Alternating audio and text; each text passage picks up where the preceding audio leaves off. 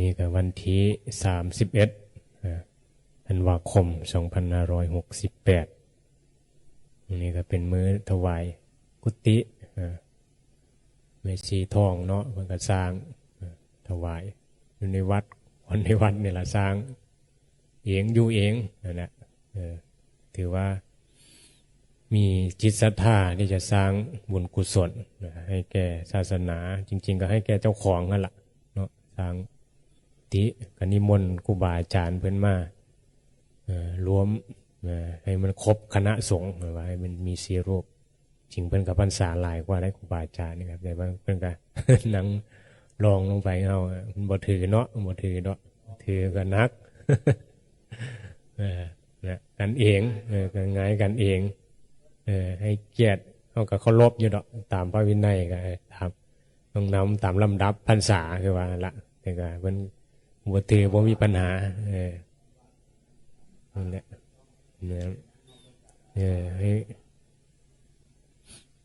ให้กันเองนั่นละนี่แหละบางมองบ่ได้ได้บางมองก็มียอมกัน อันนี้ก็ถือว่านั่นกันโยเข้าใจกันโยนะในบ้านเฮานี่แหละในบ้านใบหีนี่แหละก็ไปกินนิมนต์รวมกันโยก็บ่มีปัญหากันนะบางมองเนี่ยโอ้จักพรรษาเนี่ยมีได้ไว้ว่าบ่ว่าเป็นหยังเพราะว่าสิได้ซ่องว่าสิได้ปัจจัยน้อยเด้หนังถ่ายผัด ก็เลยสูญก็เลยหายกันมีหลายแบบพระกันนี่แหละแล้วก็นิมนต์เพิ่นมาบ่ได้เกี่ยงหรอกว่าสายใดนะว่าเป็นพระกับพระคือกันละคือปฏิบัติดีก็ดีก็ว่าปฏิบัติบ่ดีก็บ่ดีคือญาติโยมคือกันนั่นละเอาก็พิจารณาเอาเนาะการกระทำต่างๆการสร้างบุญกุศลคือว่านี่ละมันก็มีปัจจัยแน่เนาะได้เงินก็เยอะเฮ็ดบุญกุศลจริงๆเพิ่นก็จะถวายมื้อใดก็มื้อปฏิบัติธรรมเพิ่นว่าโอ้มันก็สิตนก็ดีแล้วล่ะถวายเดี๋ยวนี้ก็ปีใหม่ขึ้นกุฏิใหม่เนาะทำจิตใจไม่ให้ผ่องใสให้มันเห็นทางที่คือตรงนั่นแหละเพราะว่าส่วนปฏิบัติธรรมก็สิคนก็สิเข้ามามันก็บ่มีมองอยู่เนี่ยได้เข้าไปอยู่มองกุฏินั่นแน่มันก็ได้เพิ่มที่อยู่เข้าไปสร้างประโยชน์ไว้กันนี่แหละคนก็ซื้อของมาแล้วละเมื่อวานก็เอากุฏิซื้อไว้ในกุฏิก็เป็นก็ถือว่าถวายกันละเนาะซื้อของเข้าวัดนี่ก็ถือว่าซื้อมาถวายกันแม้ว่าตัวเองสิได้ใช้ก็ต่อไปก็ตายไปก็ผู้ต่อไปก็ได้ใช้ก็เนี่ยก็ตายอยู่แล้วล่ะ ผมเอาในนี้ก็คือว่าแสงได้เนาะไม่ได้แสงเนาะก็ว่าให้ยอมรับความตายให้ยอมรับความจริงนะตามคำสอนพุทธเจ้าเป็นนั่นละนี่แหละมื้อนี้เฮาก็เฮ็ดเองกันเองว่าละเนาะบ่ได้มีข้าวมีแจ้งอีหยังเพื่อมาหลายดอกอยู่กันไปอีหยังมีประโยชน์ก็ช่วยกันเฮ็ดช่วยกันสร้างทำไปละนี่แหละก็บุญกุศลก็จิตสำนึกให้มันถูกต้องหลักพุทธศาสนาเพิ่นก็เน้นให้ละโสทำดีทำใจให้ผ่องใสล่ะคำสอนพระพุทธเจ้าเพิ่นก็สอนนี่เอามาอยู่วัดอยู่ว่าเฮาก็พยายามสร้างบุญกุศลคือว่าหั่นล่ะเฮ็ดไปไม่ได้เน้นคนน้อยคนหลายเน้นจิตใจเจ้าของที่สะอาดบริสุทธิ์ละกิเลสตัณหาล่ะครูบาอาจารย์เพิ่นก็พามุ่งมาประพฤติปฏิบัติแนวทางที่เป็นไปเพื่อให้เจ้าของบ่ทุกข์นั่นล่ะเป็นละกิเลสนั่นล่ะเข้าใจเฮาก็สิอยู่แบบสบายเพื่อมีก็เฮ็ดเนี่ยสร้างป้ายเนี่ยก็เป็นบุญของเจ้าของคือกันละมีบุญก็แผ่เอาป้ายอุทิศให้ผู้นั้นผู้นี้ได้คือกันนั่นแหละเฮาก็มาเห็นเพิ่นเฮ็ดเป็นสร้างเฮาก็ยินดีนำเพิ่นแม่นบ่พ่อยอนุโมทนานำเพิ่นเนี่ยบุญก็เกิดขึ้น10บุญกิริยาวัตถุ10บ่ได้แม่นบ่มันมีทั้ง10อย่างบ่การทำบุญกุศลก็บุญเกิดจากการให้ทาน1การรักษาศีลเนี่ยเกิดจากการอ่อนน้อมถ่อมตนนี่ละก็เป็นบุญควรขวายสร้างประโยชน์วิยาวัจจะไม่นี่ละเนี่ยสวยเหลือสังคมก็เป็นบุญคือกันสร้างประโยชน์ในวัดวาศาสนาสงเคราะห์คนนั้นผู้นี้พ่อแม่ปู่ย่าตายายนี่ก็เป็นบุญได้เลี้ยง ให้ทานแก่หมาจรจัดนี่ก็เป็นบุญคือกันเนี่ยเฮ็ดให้คนนั้นคนนี้ได้รับความรู้สึกดีนะก่อให้เกิดบุญฟังเทศฟังธรรมนี่ก็เป็นบุญสนทนาธรรม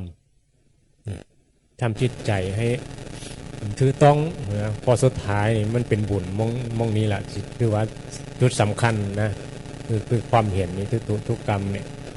เป็นบุญเนี่ยใดถ้าว่าความเห็นถือต้องอันนี้ได้มันเป็นส่วนรวมของความ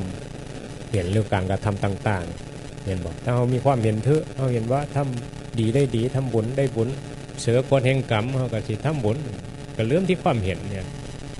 เห็นบอกความเห็นถือต้องมันก็กระทำไปมารักษาศีลมันยังบุญกว่าทำบุญด้วยเนี่ยก็มีความเห็นกับพยายามมาเฮ็ดสร้างหันสร้างนี้เห็นบอกมีปัจจัย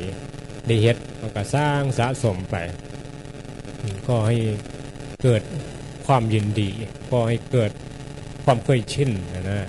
เฮ็ดดีดูมันก็ชินกับความดีมันบอกมันก็เป็นนิสัยนะนิสัยที่เฮ็ดทำบุญเสื้อบ้านคู่มือญาติโยมบางคนเสื้อบ้านคู่มือมันก็กลายเป็นนิสัย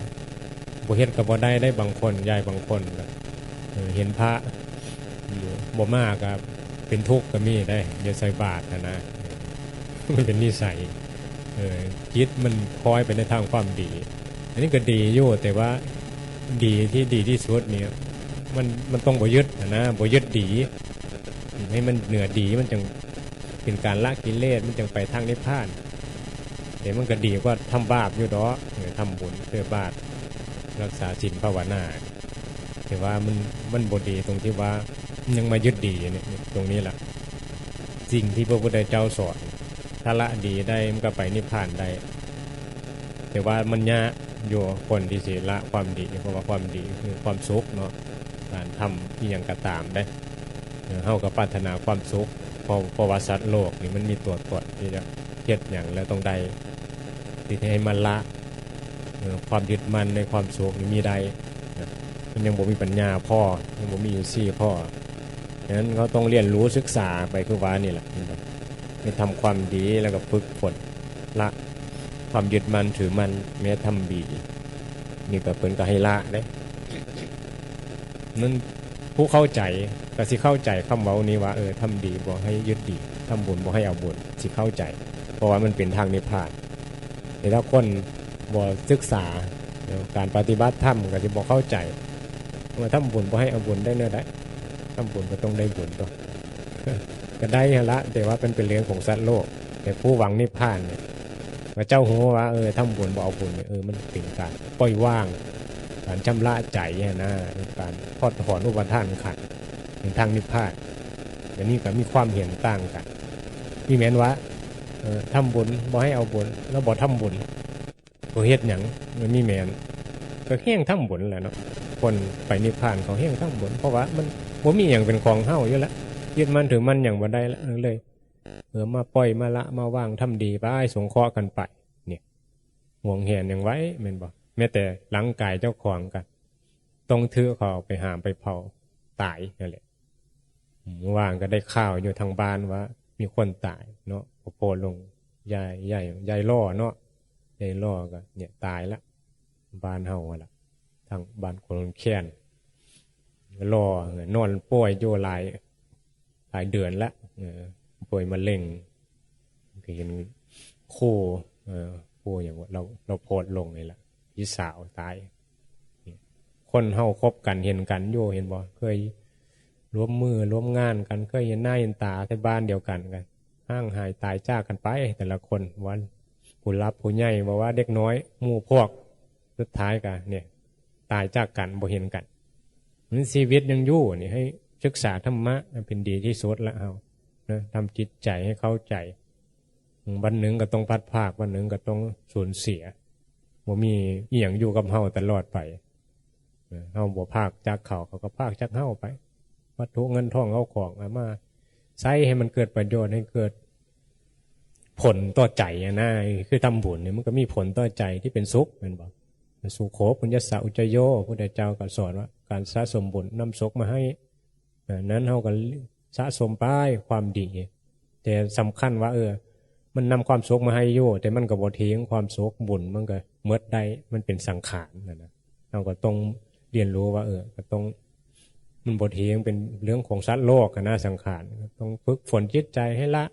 ความยึดมั่นถือมั่นเข้าใจในสังขารว่าสุขกับบ่ทิ้งแต่ก็ต้องทำหั่นล่ะแม่นบ่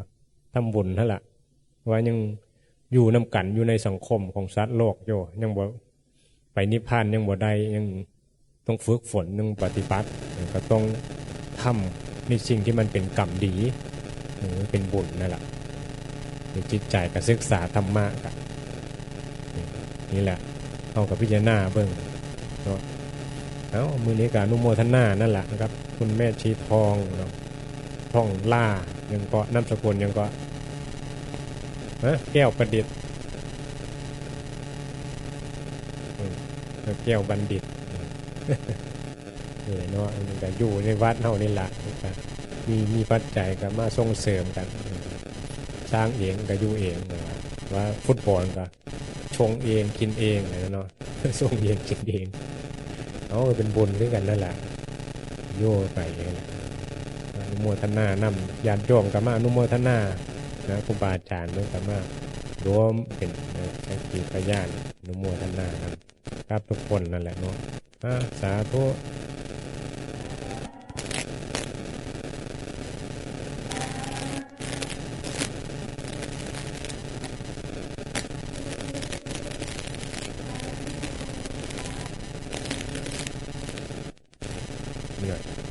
คือห่วงในนี้เนาะทำฟองแบบปกติคือบ่ห่วงว่ะวันนี้มันคือสด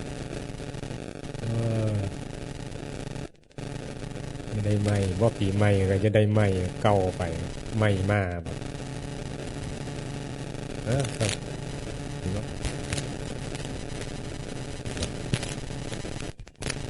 ับ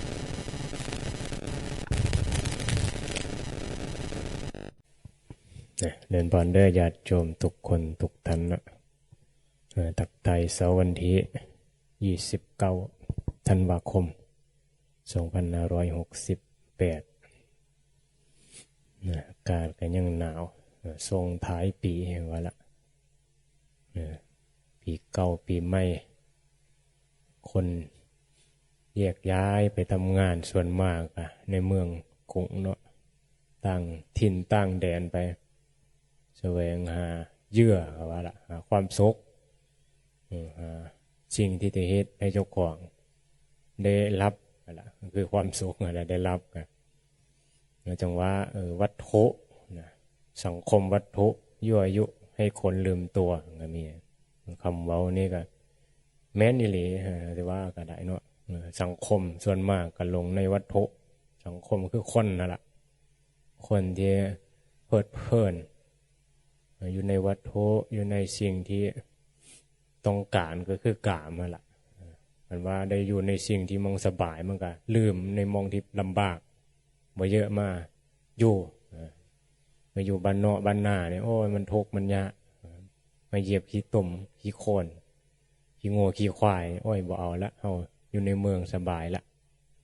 เนี่ยก็คิดเนี่ยสังคมความเห็นนั่นแหละความเห็นที่สอนกันมาว่าอยู่มองใดมีความสุขไปหาอยู่นั่นแหละมีเงินมีทองเป็นที่คนก็มีความเห็นในนั้นกันก็เลยแห่กันไปหาเงินหาทองมีความสุขสบายมาเฮ็ดเฮือนเฮ็ดซ่านแน่บางเทื่อกันเนาะส่งเงินมาให้พ่อให้แม่บางคนก็ดีโย่แต่บางคนก็ลืมว่าพ่อลืมว่าแม่ก็ไม่สุขสบายก็ทิมพ่อทิมแม่ไว้เพิ่นบ่สนรู้หลายคนก็มีข่าวโย่เนาะว่าโอ้บ่สนใจรู้หลายก็ไปทำงานมองอื่นก็ลืมหมดพ่อหมดแม่ทุกข์ยากก็อย่าได้เฮามีความสุขละสิ่งแนวนี้แหละสังคมแนวนี้แหละเฮ็ดให้ลืมขาดศีลธรรมขาดจิตสำนึกที่เจ้าของเคยอยู่เคยเป็นเคยมาอาศัยเติบใหญ่มาก็ย้อนพ่อย้อนแม่แม่นบ่อยู่บ้านนอกบ้านหน้าอันนี้ก็ลืมตัวได้บัดนี้ เจ้าของใหญ่มาก็มีความสุขก็ลืมคือมหาแดงก็ยังลืมพ่อลืมแม่ได้เป็นพระก็เห็นบ่คิดเบิ่งเอาได้เนี่ยมีธรรมดาได้นี่จิตใจของคนที่มันหลงในกิเลส หลงในลาภสักการะหลงในตำแหน่งยศถาบรรดาศักดิ์มันก็ลืมหมดละอันนี้แหละลืมธรรมะคุณจังว่ามีอีหยังก็คำเว้าอีหยังคนอีหยังแก่หลงตัวลืมแก่นะลืมตัวลืมตายหลงกายลืมแก่หลงคู่ครองลืมพ่อแม่หลงอำนาจวาสนาลืมธรรมะลืมศาสนาเป็นว่ามันก็เป็นความจริงหลงตัวก็ลืมตายหลงกายลืมแก่นะบ่สนใจหลงตัวตนนี่บ่สนใจความตายนะหลงกายก็บ่เยอะแก่เมื่อยังมันแก่อีหยังมาประดับประดานี่บ่ได้สนว่าแก่นี่มันเป็นธรรมดาตายเป็นธรรมดาเพราะว่ามันหลงเด้หลงตัวเลยลืมตายก็ลืมก็คือบ่ได้คิดถึงความตายนั่นล่ะพระมาบอกให้คิดถึงความตายก็บ่เอาเด้หลงกายคือกันพระมาสอนให้ลืมให้พิจารณาความแก่ก็บ่เอาคิดอย่างแก่บ่จะแก่บ่จะเท่าอันน่ะนี่บ่ลืมความหลงเจ้าของลืมพอลืมแม้ก็ย้อนลืมโพไปลงโพลงเมียในนี้แล้วเห็นบ่ก็ลืมน่ะเมียว่าในนั้นในนี้ก็บ่ไปส่งเงินให้หลายเมียเจ้าน่ะเฮานี่มีภาระหลายลืมพอลืมแม้เพราะหลงเมียหลงผัวมีลูกมีหลานมีลูกข้ออ้างเห็นบ่ปีใหม่ก็บ่ต้องกลับดอกมันเสียเงินหลายเหรอส่งเงินเพื่อเล่ากับพ่อนะคือเห็นบ่สังคมนะแนวที่เจ้าของสิได้เนี่ยมันไม่ได้สนใจเลยเนี่ยสังคมเอาวัตถุเอาสิ่งต่างๆที่เจ้าของสิได้รับความสุขและความเห็นแก่ตัวทำให้ลืมศีลลืมธรรมลืมพอลืมแม้ได้จิตใจคนมันจังห่างไกลศีลธรรมวันหรอกเมื่อความโลภครอบงำแล้วมันก็ลืมธรรมะไปกันสิว่ากันมันลืมธรรมะอะล่ะลืมศีลธรรมก็ได้ลืมพอลืมแม้ก็บ่มีธรรมในใจฮะล่ะบ่มีคุณธรรมในใจบ่มีจิตสำนึกที่พ่อแม่เลี้ยงมามีคุณมีพระคุณนะนี่บ่จิตใจคนฮู้อยู่นี่มันบ่บางทีก็ฮู้อยู่ว่าดีแต่เอาไว้ก่อนนะอื่นมันอันนั้นก้าวกว่านะเนี่ยสิ่งสำคัญคือกูได้รับความสุขก่อนนะผู้อื่นก็ย่าดอกนะเนี่ยจิตใจคนเฮาจังว่ามีอีหยังเกิดขึ้นในโลกกิจกรรมอย่างในโลกมันก็มองมาในตัวเจ้าของสิได้รับเอาความเห็นแก่ตัวเจ้าของเป็นใหญ่ก็กลับมาปีใหม่ก็คิดว่าสิมีความสุขกับอันนั้นอันนี้ไม่ได้คิดว่าสิเฮ็ดอีหยังให้พ่อให้แม่ได้รับความสุขได้รับประโยชน์เนี่ยบ่ขึ้นมาแต่ละคนนี่ปีใหม่ก็แสวงหาความสุขเพื่อเยื่อกินเหล้าเมายาทิ้งเที่ยวไปไม่ได้มีความสนใจในวัดว่าศาสนาน้อยที่จะขึ้นมาปีใหม่แล้วมาทำบุญอุทิศให้พ่อให้แม่ที่ล่วงลับแน่หรือว่าทำบุญกุศลนี่อย่างนิมนต์พระขึ้นเฮิรนปีใหม่เนาะมันเป็นสิริมงคลน้อยคนสิคิดแนวนี้แล้วก็แทบบ่มีฮะคือว่าล่ะเพราะอีหยังเพราะความเห็นมันบ่มีความศรัทธาในแนวนี้บ่มีความเห็นว่าอันนี้มันสำคัญนะก็เห็นว่าอันอื่นสำคัญเขาก็เฮ็ดอันนั้นแหละอีหยังมันสิได้รับความสุขสำคัญกว่าให้กูนะให้คนได้กูนี่แหละคือคนสำคัญนะว่าวิญญาณใดกูมีความสุขอันนี้แหละสำคัญมงนี้ละนะอันอื่นก็ยากดอกสำคัญของตัวเจ้าของก็คือกราฟเห็นปะเนี่ยจิตสำนึกของคนไม่ได้มองประโยชน์ถ้าว่ามีความเข้าใจในธรรมะแล้วมันมีแต่การมองเห็นทุกข์ผู้บาอาจารย์นี่กิจกรรมอย่างขึ้นมาครับเพื่อจะให้เอามาศึกษาธรรมะเมื่อเข้าใจชีวิตที่แท้จริงเขาเป็นทุกข์เขาหลงในกามหลงในวัตถุนี่แหละวัตถุสังคมวัตถุยั่วยุให้คนลืมตัวลืมตนลืมพ่อลืมแม่ลืมสังคมที่เคยอยู่แต่เล็กแต่น้อยมาคือตุ่มเคยย่างคือขี้เดียดกลายเป็นรังเกียจไปกินอาหารจำแจ่วก็รังเกียจไปกินต้องขี้ฝุ่นขี้ดินอยู่เถียงหน้าก็บ่อยากกินแล้วแต่งตัวงามแต่งตัวล่อมาอยู่ป่าอยู่เขาบ่อยากอยู่แล้วเห็นบ่เด็กน้อยกว่ามื้อนี่คนเริ่มตัวแท้จริงแล้วจิตใจนั่นแหละมันสำคัญมันหลงมันโง่มันยึดในวัตถุมันเพลินไปเห็นบ่ นี่แหละจิตใจมันยึดมันบ่มีวัตถุมันบ่มีอีหยังเครื่องล้อก็เป็นทุกข์บ่ได้ดังใจมากระทบบ้านนอกมันกระทบฝุ่นแดงๆขี่รถตามทางแดงก็ขี่หินแหก็โอ้ยบ่จะขี่ได้รถดำรถแดงขี่บ่ต้องมีอย่างปิดหูปิดตาไว้ได้แต่งตัวคุมมือเนี่ยเป็นปิดหน้าปิดตาถ้าขี้มีอย่างต่างๆแล้วเขามีแนวป้องกันให้ตัวตนเจ้าของนี่ได้รับสิ่งที่ดีที่สุดหาแนวมาแก้ไขกายตกแต่งกายแต่ว่าบ่ได้คิดที่ตกแต่งใจนะ หลงกายอะไรจังว่าใจยังบ่ได้เห็นว่ามันคือความหลงตัว